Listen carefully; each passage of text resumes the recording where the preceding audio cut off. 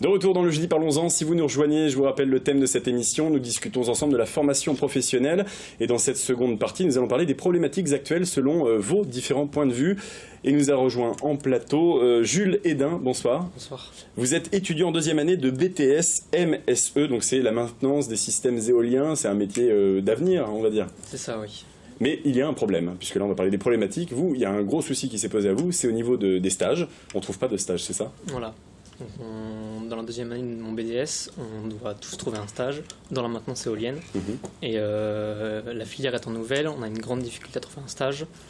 Et pour ma part, j'ai fait par exemple 60 entreprises de maintenance éolienne et je n'ai eu que des réponses négatives ou aucune réponse. Et vous avez lancé un appel, un cri de guerre. On va regarder un sujet de la rédaction qui date de lundi. Vous l'avez diffusé dans le journal, c'était le 28 novembre. Vous avez fait un calendrier sur le principe des dieux du stade. On regarde le reportage et on en discute juste après. Ils ne s'attendaient certainement pas à un tel succès.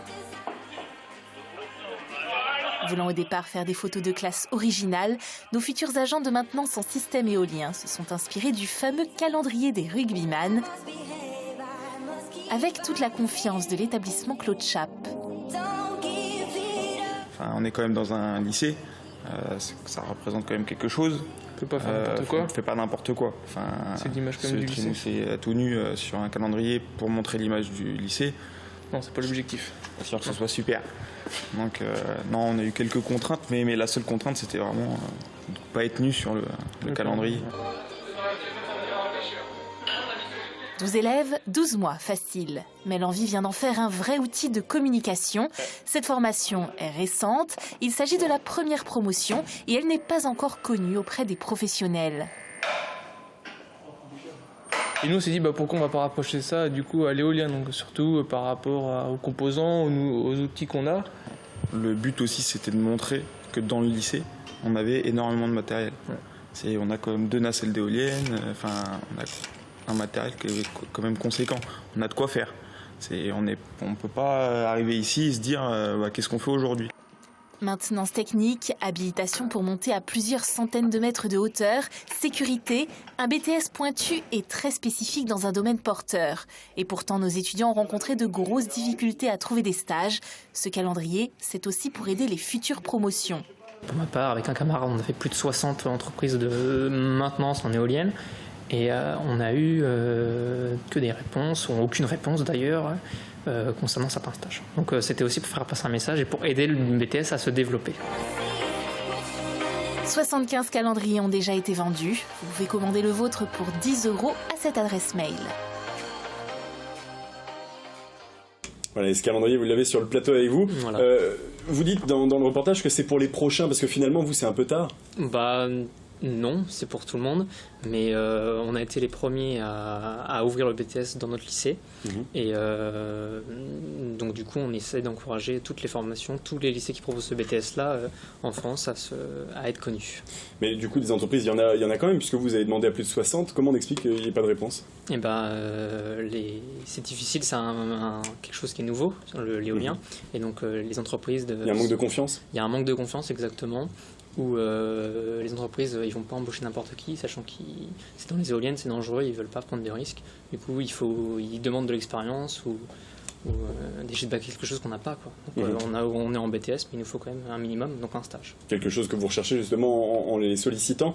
Donc vous, votre stage, vous allez le faire dans l'entreprise, c'est ça? Non, alors moi... Dans le lycée? Moi, ce qui s'est passé, c'est que le lycée pouvant m'accueillir, parce qu'on avait les modules en éolien, on a pu m'accueillir pour faire mon stage là-bas. La CCIL a des réponses à ces questions-là, de stage même? Nous, c'est pas des stages, puisqu'ils sont tous salariés, nous, les apprentis. Donc la difficulté, nous, c'est de leur trouver une entreprise d'accueil pour pouvoir être salariés en apprentissage. Mais il est vrai que c'est pas facile. Nous, on a plutôt cette année ressenti sur certains secteurs un manque de jeunes, vous voyez, de jeunes qui ont l'âge après la 3e de partir vers l'apprentissage. Et on sent que les jeunes sont frileux, voire les familles sont frileuses en se disant oh là là. Quels secteurs sont touchés par Eh bien, le commerce, la restauration, même la filière auto, enfin mécanique. On sent que les jeunes sont frileux et les familles sont frileuses.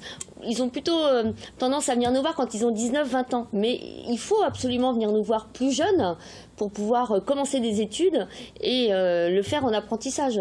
C'est un peu ça qu'on a ressenti cette année. Alors, ils sont partis où ces jeunes? On ne sait pas, dans les lycées, sûrement. Les lycées ont ouvert un petit peu plus leurs portes, je pense, cette année. Et alors que certains avaient peut-être pas le niveau d'aller en lycée. Mais c'est un petit peu dommage parce que nous, moi, en septembre, j'avais un manque vraiment de jeunes. Alors que quand vous avez des entreprises et que vous n'avez pas les jeunes en face, c'est un petit peu dommage, quoi. Marc Binet, c'est la même. Vous faites le même constat en fait. Vous, c'est pareil. Vous avez l'entreprise, vous recherchez des jeunes en alternance et les jeunes ne sont pas là. C'est tout le fond du problème. C'est l'adéquation entre l'offre et la demande. Et il y a 25% de chômage, je crois, parmi les jeunes. Et nous industriels, enfin entrepreneurs, nous n'arrivons pas à embaucher. Donc c'est quand même. C'est un peu un coup de gueule que vous portez. Non, c'est le problème. Nous avons aujourd'hui, je crois, 27 postes en recherche. Et on ne trouve pas. Et il y a de gens qualifiés, de gens formés. Oui, qualifiés, formés. Mais en même temps, il y a 25% de chômage. Donc c'est ça qui ne va pas. Et je pense qu'il y a une inadéquation entre l'offre et la demande. J'ai l'impression que dans des filières, il y a beaucoup d'étudiants là où il n'y a pas forcément beaucoup de débouchés. Et dans les filières où il y a beaucoup de débouchés, il n'y a pas forcément beaucoup d'étudiants. Je vois par exemple dans les métiers techniques, en mécanique, je reviens à la chaudronnerie ou soudeur, un bon soudeur ne connaît pas le chômage. Enfin, je ne sais pas si vous êtes d'accord, mais un chaudronnier n'est pas au chômage. Alors, j'ai rien contre des BTS de communication, d'événementiel, etc. J'ai rien contre ça, mais j'ai l'impression qu'il y a beaucoup de monde donc, qui se retrouve au chômage. Et par contre, il y a des filières techniques, là je parle vraiment pour la technique, où on ne trouve personne parce qu'il n'y a pas, les gens ne sont pas tellement intéressés. Les parents, c'est vrai que les parents souvent ne sont pas intéressés pour avoir leur enfant partir sur une filière technique. Cyrus Laine, vous, c'était un choix déterminant dans votre choix, ce débouché, cette possibilité. Vous le saviez déjà en choisissant mécanique qu'il y avait du débouché? Oui, après moi je savais pas trop où je partais au début. Et puis j'ai découvert en fait au fur et à mesure de mon Tour de France, j'ai découvert le métier, puis j'ai appris à l'apprécier et puis je suis devenu petit à petit passionné par le métier. Et du coup ça m'a permis de découvrir tout ce qui était la mécanique, parce qu'au final au départ moi j'étais comme les autres, quoi. La mécanique pour moi c'était la voiture, donc je suis parti là-dedans. Et au final non, c'est pas du tout là. Moi j'ai pas fait d'automobile sur mon Tour de France, quoi. Pas du tout. D'accord. Donc voilà, ça a été une grande découverte et puis c'est super agréable, quoi. Nicolas Terrien, sont des arguments de communication, ça aussi, les débouchés derrière, venez chez nous, on va vous apprendre des métiers où derrière il n'y a pas de chômage? Oui, tout à fait. Et on est dans le même cas que la CCI pour beaucoup de domaines également, où on a des offres d'emploi à pourvoir, parce que les entreprises sont demandeurs.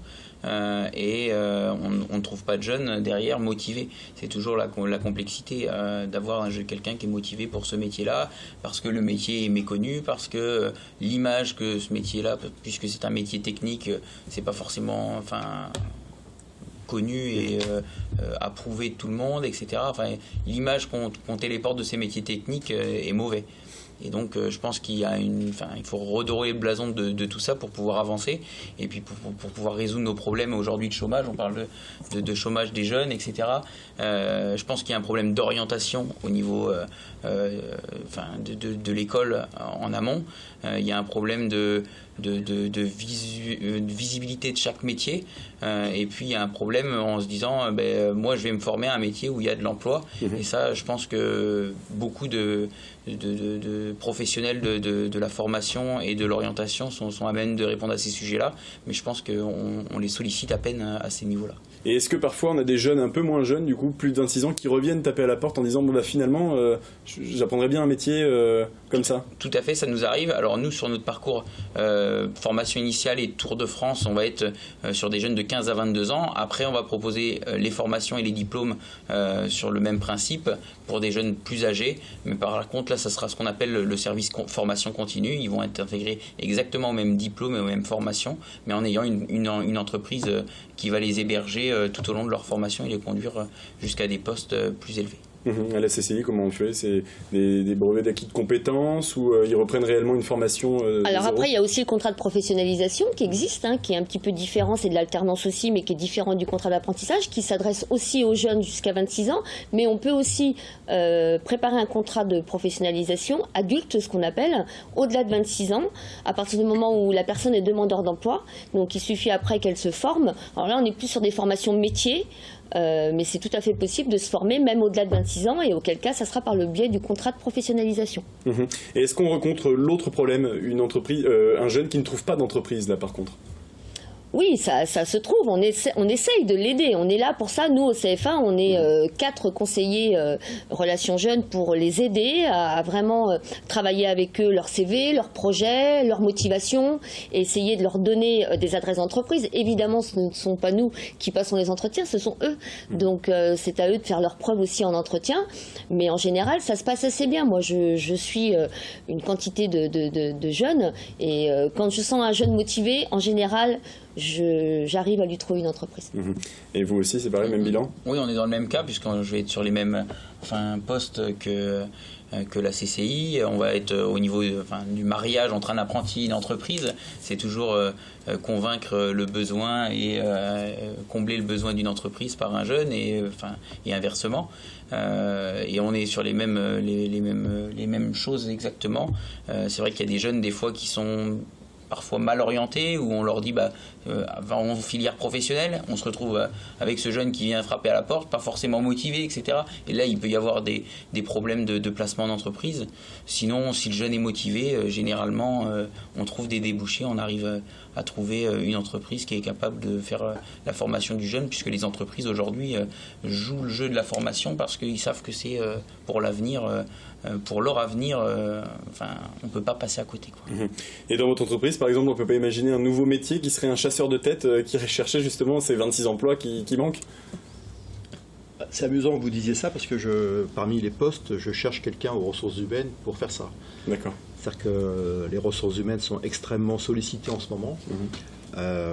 Et j'en suis venu à créer un poste de ressources humaines pour pouvoir mieux recruter.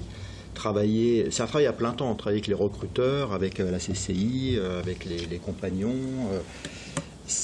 Il faut faire feu de tout bois. Il y a les alternants, les contrats pro, et c'est très difficile. Alors nous, on a en plus pas un problème, mais nous sommes à La Ferté-Bernard, qui est un petit peu loin, et pour vraiment faire venir les générations Y, les millennials, les 20-35 ans, il faut rendre aussi la société encore plus attractive. Parce que si on est loin d'une grande ville, on est à 45 minutes du Mans, si on considère le Mans comme une... Non, c'est le même problème que pour les médecins, pour la désertification médicale. Voilà, alors on a ça en plus, mais ça, c'est pas l'objet du débat, mais c'est quand même un travail à plein temps de recruter et de renforcer les équipes. Oui. Et on les recrute seulement dans les centres de formation, ou est-ce qu'on peut imaginer les recruter encore plus jeunes pour dire, écoutez, les enfants déjà au collège, il y a des métiers qui existent qui ne sont pas spécialement ceux que vous connaissez, pompiers, médecins, il y a d'autres métiers. Nous, je sais qu'on fait, à partir du mois de janvier, voire décembre, on visite tous les collèges chartois au niveau du CFA, Chambre de commerce, pour promouvoir justement l'apprentissage, leur expliquer comment ça fonctionne avec les différents métiers. On ne parle pas simplement que de nos filières. Et on est, je trouve, même cette année, l'année déjà dernière, ça avait commencé, on est invité dans des forums que les collèges organisent. On est invité dans des forums pour expliquer l'apprentissage et parler des métiers, justement. Parce qu'il y a une méconnaissance de ça au niveau des jeunes. Jules Hédin, vous avez été démarché par la CCI ou par d'autres pour trouver cette voie, ou vous vous êtes dit, tiens, sur le bord d'autoroute, je vois des éoliennes, j'ai envie de travailler là-dedans? Comment c'est arrivé? C'est dans ma formation, parce que j'ai fait un bac STI2D avant, et avec une option énergie-environnement, et ça m'a donné envie de poursuivre dans ce domaine-là. Mais personne n'est venu vous chercher? Non. Donc quand vous êtes parti, vous n'êtes pas dit, derrière, j'y vais, parce qu'en plus, il y a du travail? C'était un des points aussi positifs qui m'a fait tourner vers cette formation-là. Mais à l'origine, non, c'est parce que ça me plaisait, le métier m'attirait. Les compagnons, c'est pareil, vous allez chercher dès le collège? Tout à fait, oui.